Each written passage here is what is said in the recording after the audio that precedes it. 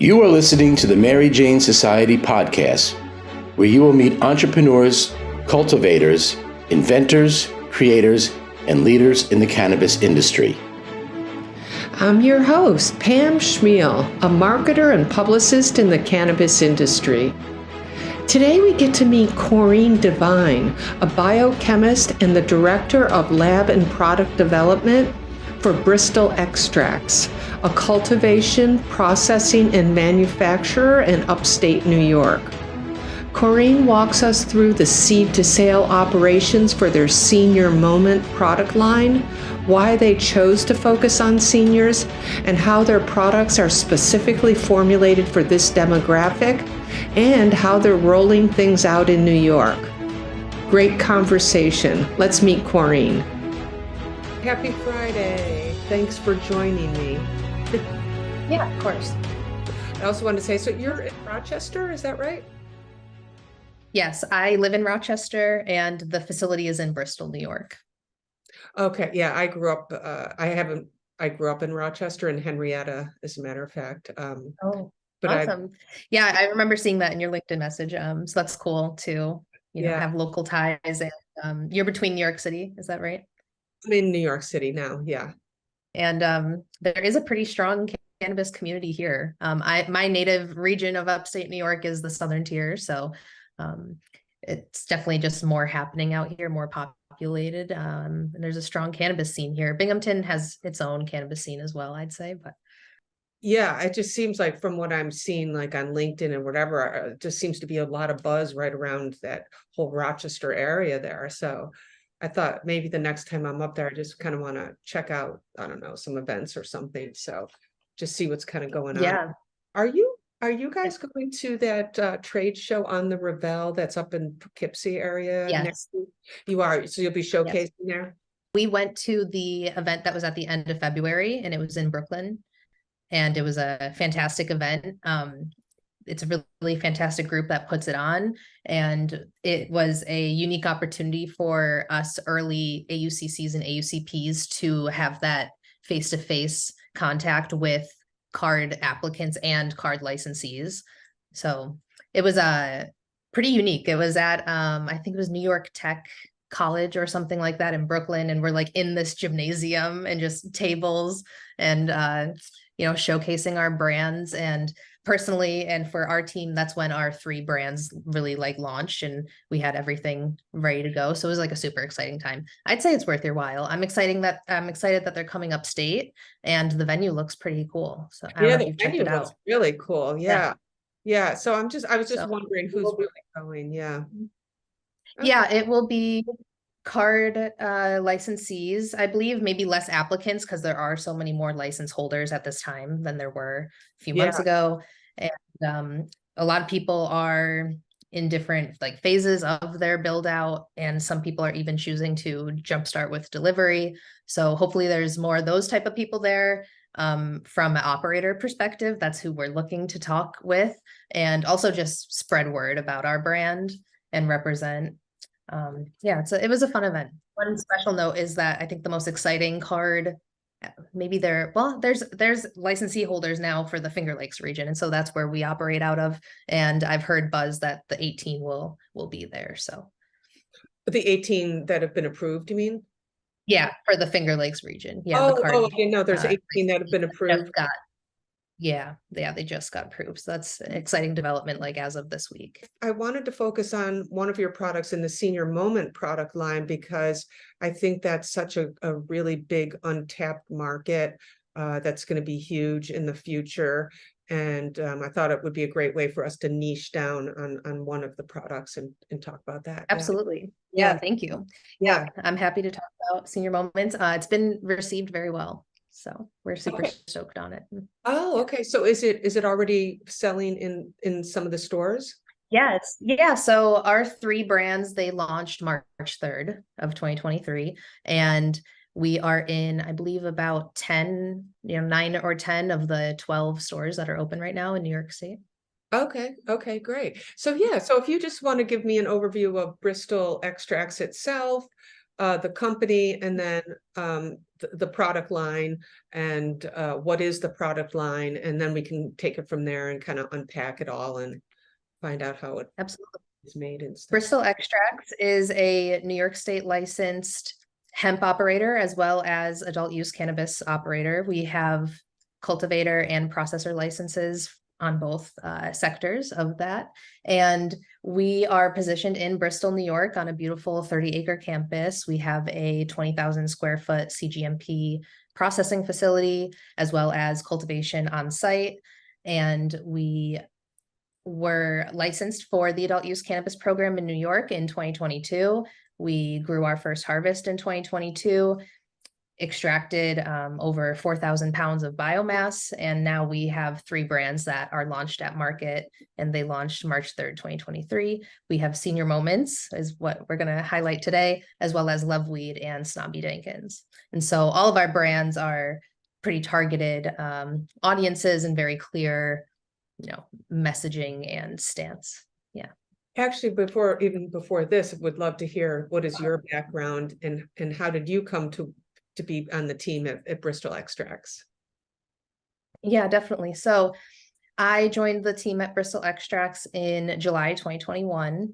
And as I like to put it, I was part of team 2.0. There was team 1.0 that launched with the company. It was in 2019. Bristol Extracts started as a hemp cultivator and processor. Their original business model was large-scale toll processing. However, their timing, the market fell out as they were launching, and so it caused them to pivot into final value-added infused products. And that's when myself and our COO, Tim McDowell, were brought onto the team in July 2021 at the same time. So I'm coming up on my 2-year anniversary at Bristol Extracts, and it's been a really exciting and fruitful time, I would say. A really valuable experience that I've learned a lot. I've grown a lot, and we've made a lot of really cool stuff. And so we're super excited that we're like on the forefront of the adult use industry in New York. It's what both Tim and I, we had our eyes on that, and that was the goal, and we're doing it. So we're loving it. My background, I have been in cannabis processing. This fall will be 6 years. And I can't believe it's been that long. But I graduated college in 2017 from Binghamton University with my BS in biochemistry. And I also simultaneously had interest in cannabis personally, as well as other personal care products. And I just saw the opportunity coming online nationally of the intersection of all of those things. And I knew these companies would need extraction technicians. So I actually began following recreational cannabis with the California market that was coming online in 2017, 2018. And I moved out there for 2 years, and that's where I got my entrance into cannabis processing. I started as an extraction, well, actually as a post-processing technician. So I didn't do CO2 extraction at my first lab, but I post-processed the CO2 extract from this like goopy golden material, really hard to work with, and made it into RSO oil as well as distillate oil. So I did 2 years of that type of work. The second lab I was at in California, I did get more formulation and compliance, quality control experience as well. So I decided to move back to my native coast of the East Coast and was working in CBD for a while in New York until MRTA passed in 2021. And then I was with a company that got licensed in 2022 for adult use. And now we're here, luckily, in 2023. So that's my background. And what really has kept me going are like these amazing stories that I hear from people who try my products and have pain relief and, are able to maybe have mobility in their joints that they haven't had in years. So it's stories like that keep you motivated, but also my personal interests and passions for chemistry, products, and cannabis all align and get to be celebrated. So it's pretty exciting. Yeah, very insightful for someone who just graduated from college and went out to California to kind of learn the business. And yeah, I really just, swung for the fences, I would say. And it was all pre-COVID. So I just really went for it. Luckily, it paid off, and it's been extremely valuable of an education, and also just being immersed in the culture out there. It's like so ingrained in their state culture, which was really cool to be around and learn from, honestly. So even though I've been doing this for 6 years, I definitely acknowledge and respect like everyone who came before us, Yeah. before all of crazy licensing and roller coaster that us legal operators are on, or I'll say licensed, I suppose, Yeah. licensed operators. Yeah. So that's basically it. And my official title is Director of Labs and Product Development at Bristol Extracts. I wear a lot of different hats though, so it's super valuable experience, and I'm grateful to have such a wide breadth of knowledge, in cannabis operations. So. Yeah. So, wow, that's really amazing. That's a big job. Okay, so let's then zone in on how Senior Moment came about. Like, how did you all decide that this was going to be a product you wanted to go for? And then how did you start doing your market research and figure out how what needed to, what the community wanted, the senior community wanted, and the benefits and all that kind of stuff? Totally. So Senior Moments, we realized that there was white space in general CPG, but also more specifically the cannabis industry, of the white space, that there was no brand speaking to this demographic, and we wanted to include them. They're making a return to cannabis. It's the baby boomer generation and just older adults that we are targeting. However, I think a lot of people can benefit from the Senior Moments products because they are balanced and very geared towards wellness. And so that is our thought process behind building this brand. And just we see the need for seniors to have products that speak to them, that are made for them. They don't want to get blasted to Mars, for example. They want something that's more enjoyable and mellow. And then we knew that there weren't any brands solving that need, so we just brought those together to make this solution. And our brand, we also used industry data. There's resources like Headset that provide really awesome industry reports, and trends that we noticed for this demographic were that inhalation products are inversely proportional to age. So the older you are, the less likely you are to buy a vape cartridge, for example. So that's why our Senior Moments line doesn't have any inhalable products. We have edibles, and we will have topicals coming as well soon. Right now at market, we have our Time Machine citrus gummy. It's a 1-to-1 balanced gummy, 5 milligrams of THC and 5 milligrams of CBD per gummy, in a delicious citrus tangerine flavor. And all of our gummies are vegan. They're pectin based, and that is a way to just include more people as well and make it a higher quality product. It's also a more stable product. Pectin gummies won't remelt if they are in a really hot environment, so it's pretty cool. But anyway, so our sleep wellness gummy, also we have a sleep gummy on the Senior Moments line, and it's lemon ginger flavor. It's CBD forward, 20 milligrams of CBD in a gummy with 5 milligram THC, 5 milligram CBN. So we brought in the sleepy cannabinoid CBN, which is a oxidative product from THC. And overall, that's like a super relaxing gummy. We have obviously pretty balanced products in this line. They're broader spectrum. We're including multiple cannabinoids in the formulation.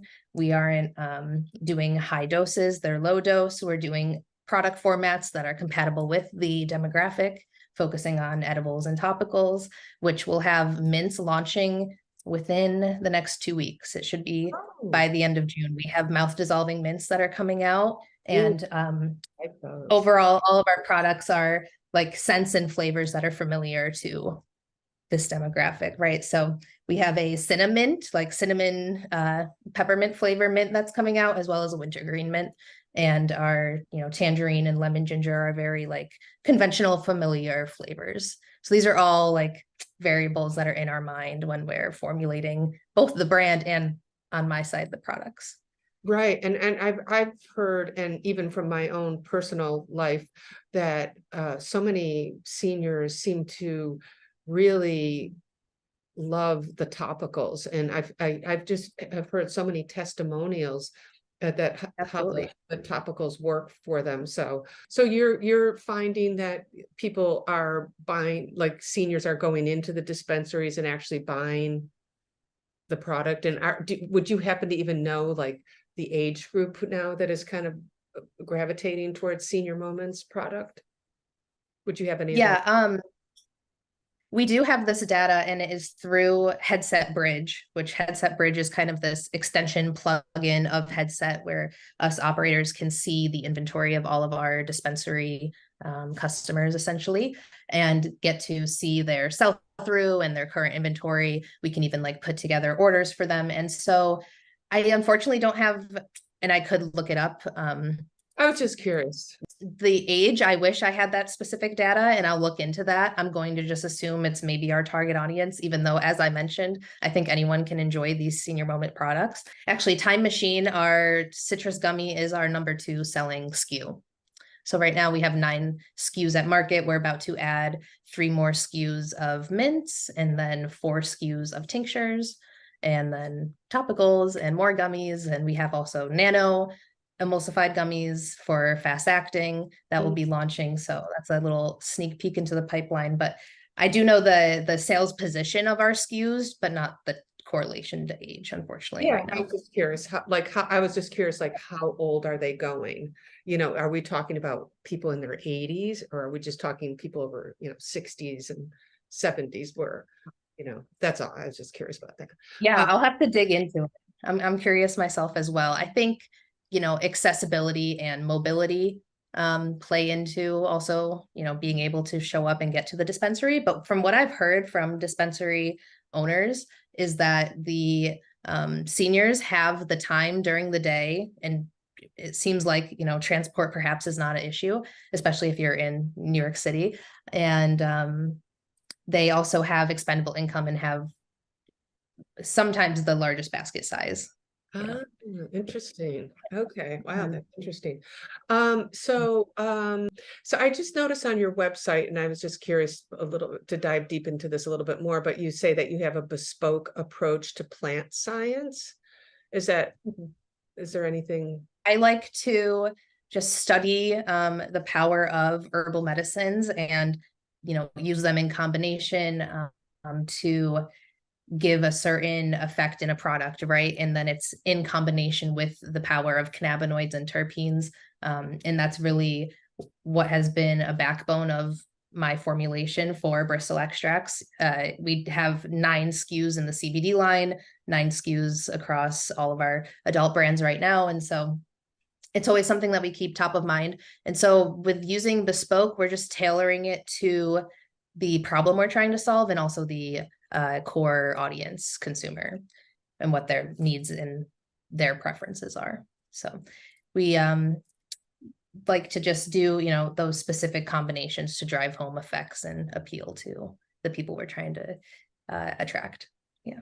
And how much do you like emphasis, or how much do you really dive into terpenes and, the smells as far as controlling or reaching a certain customer, and what is it, like the appellation? Is it the appellation, in the wine country? Yeah, And absolutely. What's so interesting about appellation, and it does tie into terpenes, is, you can, this is especially highlighted in the Emerald Triangle in California. You have all these microclimates depending on how close you are to the coast or are not, how close to the valley you are, and then also your elevation. And so those microclimates will play into the terpenes that are expressed. Terpenes are, powerful molecules, obviously, and your olfactory system is 75 or 85% of your sense of taste.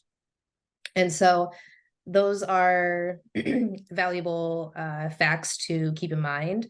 And definitely in our products, we have embraced Chinese herbal ingredients. And so a lot of the time those are essential oils, and essential oils and terpenes are somewhat synonymous. essential oils are made up of terpenes, and there's terpene isolates, and there's I love this debate of botanical terpenes versus cannabis derived terpenes. And I mean, I love cannabis derived terpenes, don't get me wrong. It's beautiful if you can preserve and derive the terpene profile of a strain off of a plant, and I've done it. And you filter it and you cure it over time and you burp it, and it's artistic, it's wonderful.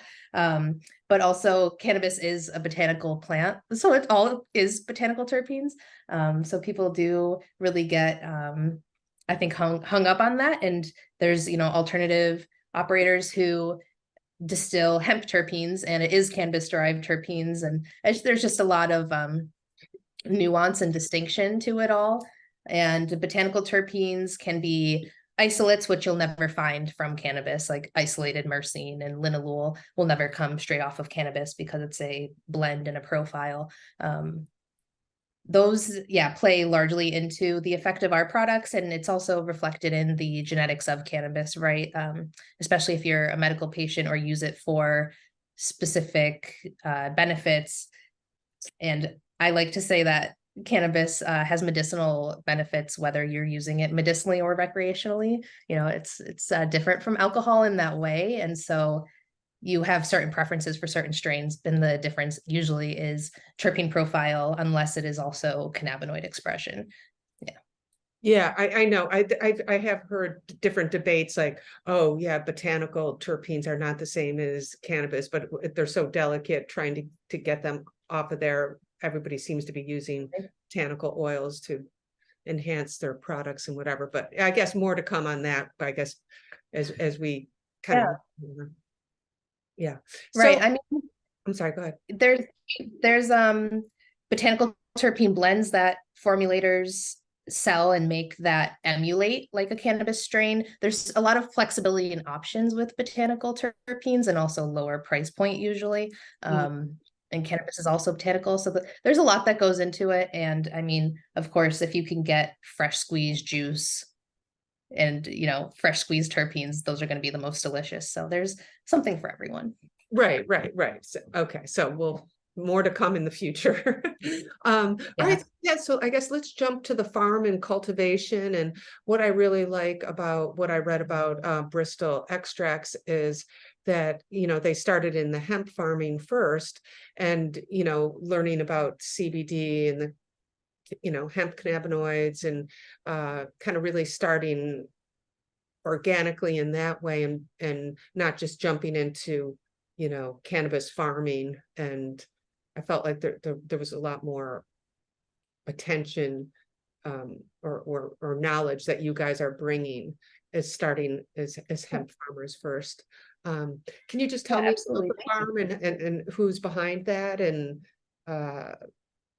yes. So again, this is team 2.0. So team 1.0, they grew like 60 acres of hemp CBD. It was a lot of hemp. And so there's that side of it, and it is absolutely valuable experience. We have been so lucky to hire people on our current team that are bringing experience, whether it's from, the professional side of it and through other legal markets, or if it's personal hobby experience. But our current team, our director of cultivation is Jason Partial, and he is native to the Finger Lakes area, and he is a phenomenal cannabis grower. We are growing for biomass, keep in mind, at Bristol Extracts. So we have an acre of outdoor sun-grown cannabis. And last year, during our 2022 season, we had 8 photo varieties, eight photo cultivars of cannabis. They were all black cherry gelato crosses. In each cross of the genetics that we had of the 8 different cultivars. This year, we're doing 18 different photo cultivars, and they're royal jet fuel cross. So that is a little bit about the genetics. So this past harvest, we had strains such as cherry chem fruit, we had gelato OG, skunk lotto, skunk cake, Elmer's stash, flaming mo.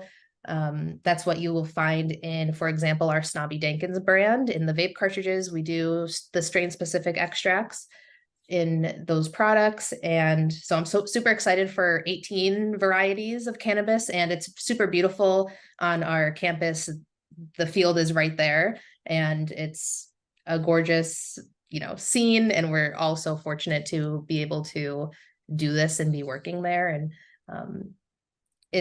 so I'll get more into the cultivation. We do only one till on the field in the spring, and that's the only tilling that they do the entire growing season. They use microbes and do inoculation on the field with microbes. So we like to use all the support, naturally that we can to make these plants strong and resilient. And we use mostly organic growing practices.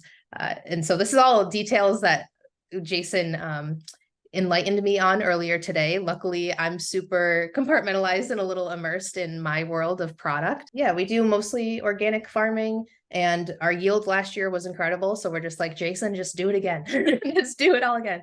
And we like to just have a low impact on the environment. Of course, we're in such a beautiful setting that we don't want to spoil the beautiful nature around us. Right. And does Jason, where does his experience come from? I mean, he couldn't, was he a legacy grower or? Yes. Oh, okay. Yeah, legacy grower and hobby grower just on the side. And I believe second generation as well. I believe his father potentially grew as well, but I don't know if I want to go on record saying that, but you can say second generation, but I don't want to anyone out. But yeah. And then Tim and Tim has a background in Colorado, right? In cultivation operations. Well, actually more so processing and product manufacturing operations is what Tim's background is in, but Tim has a super exciting and incredible background that we're very fortunate to have at Bristol Extracts. Yes, he started in Colorado in 2009. And so he was in that market for 12 years with his brand Marcaja. And they started actually with dirty lemonade and ethanol extraction. And it all started like in his garage. And so he's really, an entrepreneur and has been super self-taught and very self-motivated and passionate for the plant. And I definitely consider Tim an OG of the industry. And he contributes so much wisdom to our operation through his previous experiences and beyond even his own operation and partnership and entrepreneurial venture in Colorado. He had a consulting group that he was a part of, and they've won licenses in 10 other states. Like New York was their 11th state that Tim's won a license in. So yeah, he's super experienced and has had quite the journey himself. It's pretty incredible. And he was also rated by the DEA, I believe it was like 2013 or so. So he's been through a lot in the cannabis industry. Yeah. Pretty serious.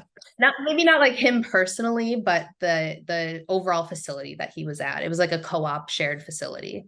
Yeah. Mm-hmm. Yeah. So I mean, it comes with the territory, and this is what people have had to deal with. I don't want it to be like drug war 2.0. I don't think anyone wants that. So hopefully we can have little checks and balances and just keep it realistic and not get carried away. Right. I agree. It could go wrong. It could go bad. So you said that you grow for biomass. What does that mean exactly? That you mean just for processing, for selling bud?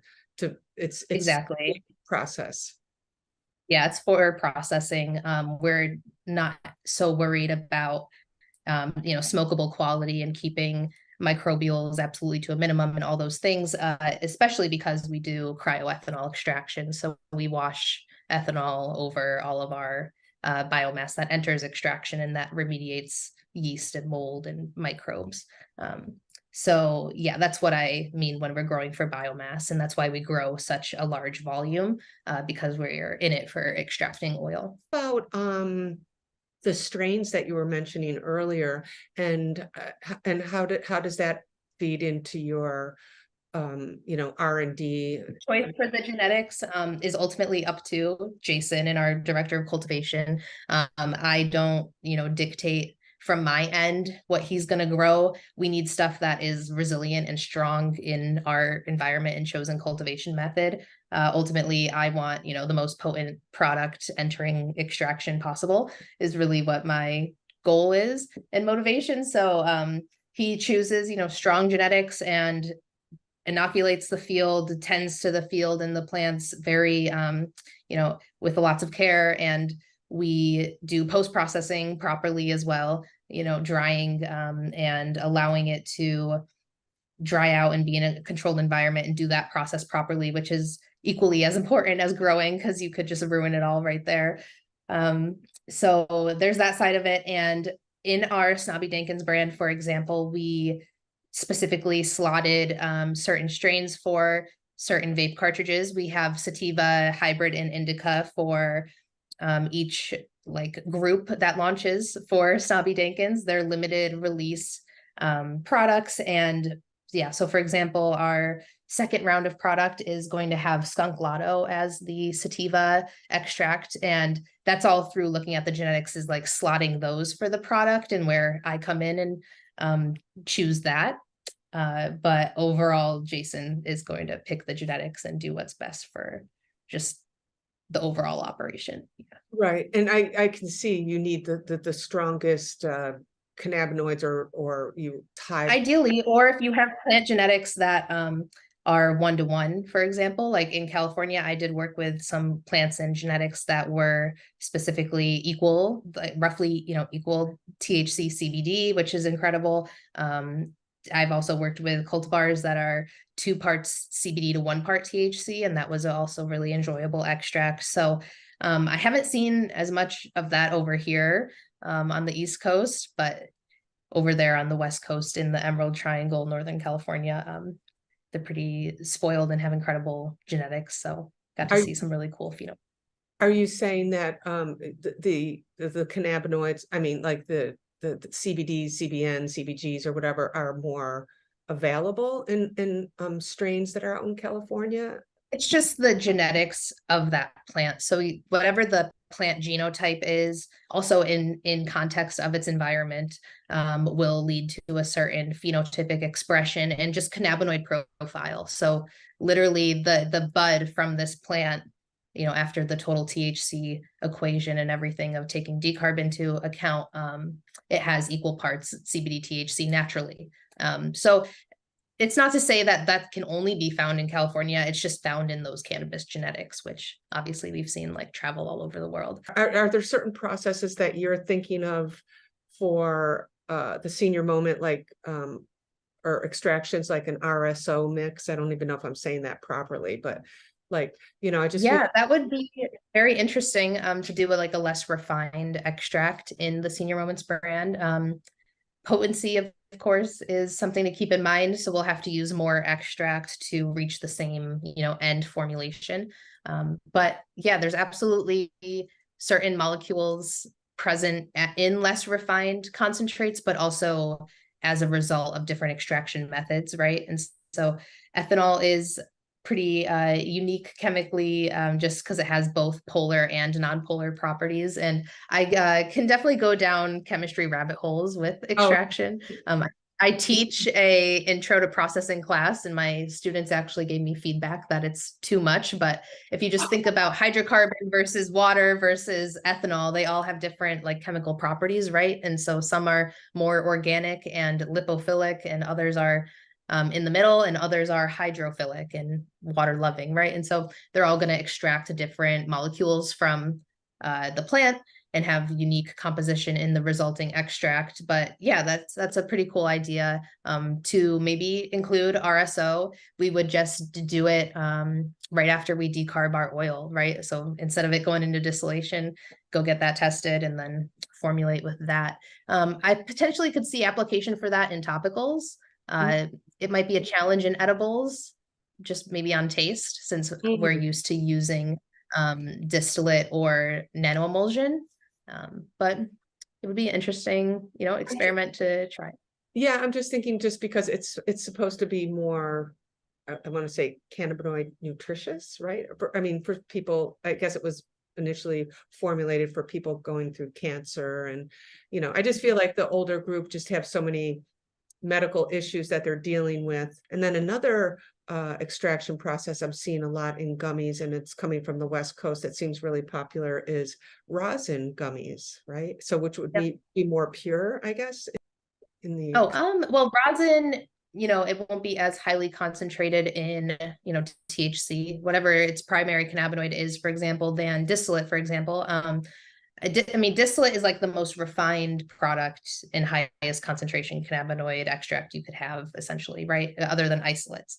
And so then if you take a step back from that, there's like broad spectrum and full spectrum, which the fullest spectrum would be crude oil, RSO oil, like you're describing. So rosin would be from solventless extraction using water. And water is not a solvent in this application. It's not dissolving the molecules of interest. It's extraction by antithesis in a way. It's excluding the oils and cannabinoids that you're searching for and extracting on the top layer of water, right? And so then you go through like series of filtrations and pressing of collected trichome heads to make rosin, for example. And so a reason for using rosin is because it is a fuller spectrum extract. A lot of people do find that distillate can be too potent, and it is also like a very one-dimensional experience. It's kind of stark and less representative of a plant profile of the other molecules from cannabis that are medicinal, the flavonoids, for example, and other compounds that we probably haven't even identified yet. And so that's one reason, is the native molecules in the extract getting included into the edible. Some people believe that it's more of a smoking experience than distillate, and it'll just contribute different flavor to the edible product. Yeah, again, there's like something for everyone. And so there's the issue really is like this gap of what's available and the consumer knowledge, and it's such a huge gap. I mean, they have a gap from just cannabis and the properties of cannabis, benefits of cannabis, how to access cannabis, and then what products are available and like what should you try, what would you enjoy. Yeah, so we definitely love any opportunity to educate and spread the word. So that's our mission, and I think it should be a lot of operators' mission in this space. Yes, one other thing is you mentioned earlier that you're doing some nano emulsified gummies. So that would be for the seniors, probably would be a great fit, since they would be confused, I think, taking a gummy and waiting 45 minutes. Does it affect them? I mean, I feel like we're all products should be nano emulsified, really, going out into the general. Yeah, I mean, I can see why some people can think that, and you're not alone in that conclusion or thought process. I can't say I can get on board that all products should be nano emulsified. I think there's opportunity for nano emulsified products to be studied more. I mean, all cannabis products should go through some more research studies. I'm all for researching cannabis more. But yes, there are advantages to nano emulsified products. And what we're referring to with nano emulsified cannabinoids is taking a cannabinoid extract and breaking down the particle size of the cannabinoid in the extract, and then encapsulating it into water-soluble ingredients. And that makes this emulsion of small particle and encapsulated, infused ingredient, essentially, that changes the edible experience. And it, for example, makes the cannabinoids more bioavailable. And so that's like a big pharmaceutical term for the medicine you ingest is absorbed more efficiently, and you get a fuller dose of the entire milligrams that you consumed. So it's a more efficient absorption and bioavailability of the cannabinoids. And this means that due to the smaller particle size and encapsulation in water-soluble ingredients, your body uptakes the extract quicker, the onset of the product will be quicker, and also the duration of the experience will be shorter and more predictable than a traditional distillate or non-nano emulsified edible experience. And so it is a very exciting application of this pharmaceutical practice of nano emulsified material. into cannabis science. I think there can be more research, and I don't know if you should expose yourself as frequently to nanoemulsified products as you do maybe traditional products, because it's bringing micro of all those ingredients to like all of your cells. It's able to pass the blood-brain barrier super quickly and get into, permeate most of your cells. I would say you're going from like thousands of nanometers particle diameter to hundreds of nanometer. So you're breaking it down like in a tenth of the size of traditional extract. Wow. Okay. That's a good point, actually. Yeah. Yeah. And pharmacology wise, traditional edibles going through your GI tract entirely and going through your liver metabolizes delta 9 THC into delta 11 hydroxy THC, which that secondary metabolite delta 11 hydroxy THC has a stronger binding affinity to your CB1 receptor, and that leads to the stronger experience in this classic, like, I didn't feel anything and then it was too much and it's too long of an experience, right? So it's a contrast to traditional edibles, the nano experience. Okay. That's a good point. Yeah, I didn't think about that side. Okay, great. So I guess as we kind of wrap it up, all products go through lab testing.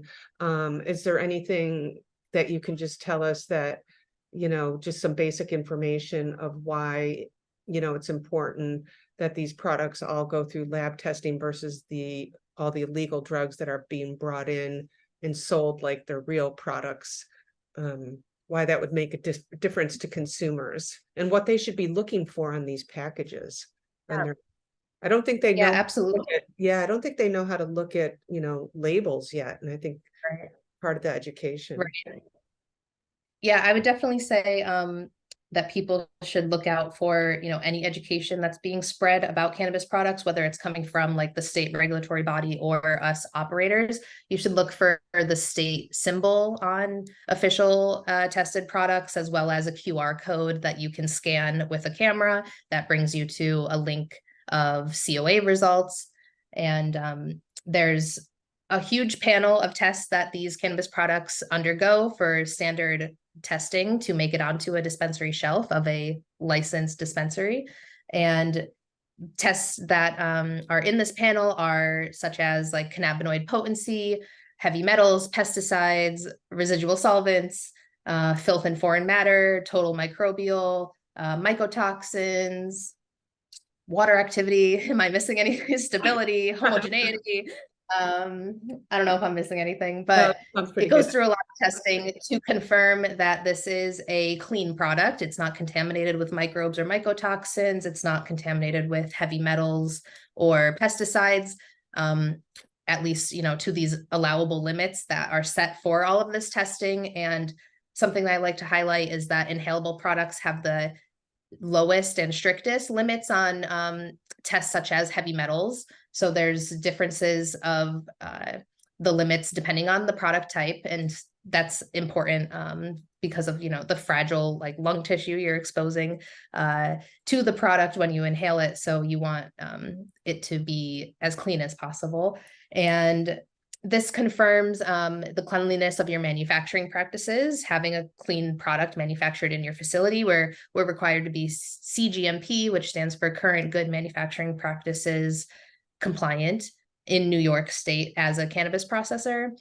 Touching on the potency and homogeneity tests for these products, the cannabinoid potency will confirm what is advertised on the label of the product, and we are required to be within 85%, 15% tolerance of the label claim. So you could be 85% or 115% of what you claim on the label. That is a way to keep dosing and consumer experience consistent with the intended formulation, and it allows people to understand how much medicine they need at a given time. Right, because at some point everybody's going to know their dosing levels. We're all going to be used to going, oh yeah, I'm 2.5 or 5 milligram in a Yeah. 1-to-1 is CBD is perfect for me, that kind of stuff. So that'll be very normal for us eventually. Okay, great. So I guess to wrap it out also, I guess one other question is Bristol Farms also producing product for other people, white labeling? No, Or we are not currently. just your own product line? Yeah, we are taking the bet on ourselves and want our bandwidth to be completely ours right now. So we are not offering white label or contract manufacturing, co-packing, any of those types of partnerships. We're always open to hearing them, and like we are happy to talk with AUCCs and people who have these deals, and anyone who wants to talk business or any type of deal, we're willing to talk. But at this time, no, we're not set up for that type of business model. And we just love like having 3 homegrown New York brands that we get to just completely focus on and pour ourselves into. Yeah, no, I agree. That would be my move too. Yeah. So then, what is on the horizon for Bristol Farms? You have a Senior Moments product. You have I believe, women kind of weed. It's pronounced in the French. Yes, Love Weed is the women's brand. Yeah. Yep. And it's a play on words. So it's weed is spelled the French "we" way. That is our luxury women's cannabis brand, and it's embracing and highlighting, the femininity of cannabis, and also the uniqueness of New York women. They're looking for effective, unique, elevated, sophisticated products, and so that's our women's brand. Senior Moments, of course, and then we also have Snobby Dinkins, which is our connoisseur brand. And we have vape cartridges right now on that brand. We also will have a 1,000 milligram high THC tincture launching for that brand soon. Oh, okay. Okay, great. Okay. Yeah. So on the farm side, like I said, we're going to cultivate 18 photo cultivars this harvest season. And then on my side, we will extract all of that. And so the goal really is just to, be full steam ahead and of course keep growing, but it's a really delicate balance of growing too quickly and keeping yourself in the game, not knocking yourself out. And so our plan is just to keep the course and stay full steam ahead. What about expanding out of state? Currently, we do not have, state expansion plans at all in the forefront of our minds. We're definitely just focused on New York right now, and get all this off the ground. And we're trying to just get our feet under ourselves for New York. We love New York. We want to serve New York. We are New Yorkers. Oh yeah, no, it's very good. You guys got a great team there. It seems well-rounded and you're covering all bases. So yeah, okay, good. All right, good. Well, I'll let you we'll see you later.